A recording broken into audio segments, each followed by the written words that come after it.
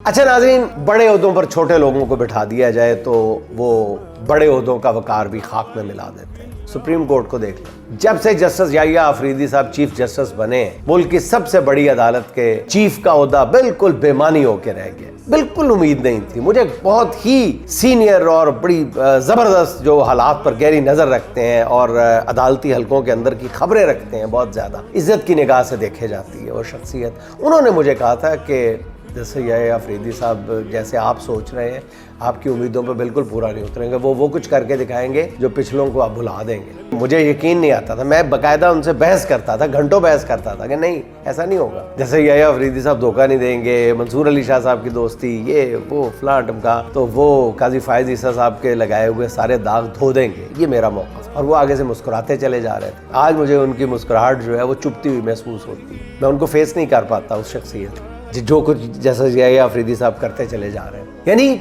याहिया अफरीदी ने सिर्फ chief justice बनने के लिए अपना हर इख्तियार सरेंडर कर दिया। बाकी बचे पिछे की अफरीदी साहब झंडे वाली गड्डी वो वैसे ही तुम गड्डी ते ला लेंदे कि झंडा ला लेंदे, तुहानू कोई ना डकदा। की कीता है पश्तो में पता नहीं क्या कहते हैं, आप पश्तो ज़्यादा अच्छी समझते हैं। क्या किया आपने? मतलब आप आईनी केस सुन सकते हैं ना, सुओ मोटो ले सकते हैं ना, कुछ कर सकते हैं, बस झंडा देख सकते हैं अंदर बैठ के गाड़ी के अंदर के जी वो लहरा रहा है। अब उन्हें सिर्फ ये फिक्र लगी हुई है कि उनकी अदम मौजूदगी में कायम मुकाम चीफ जस्टिस बनने वाले जैसे मंसूर अली शाह कहीं किसी दिन को ऐसा काम ना कर दें जिससे उनकी ये जो रही सही सीट है ये भी चली जाए हाथ से। अब उन्होंने किया क्या? अदालत के प्रोसीजर में नई तब्दीली की है और वो ये है कि जब वो अपने ओहदे पर मौजूद नहीं होंगे तो उनकी अदम मौजूदगी में कायम मुकाम चीफ जस्टिस कोई केस नहीं लगा सकेगा। जैसे मंसूर अली शाह साहब जो है वो कोई केस नहीं लगा सकेंगे, बल्कि इसके लिए कमेटी बना दी गई है। चीफ जस्टिस खुद ऑनलाइन इस कमेटी की सदारत करेंगे, जहां भी जिस मुल्क में भी बैठे होंगे। अस्तगफिरुल्लाह, खौफ की ये हालत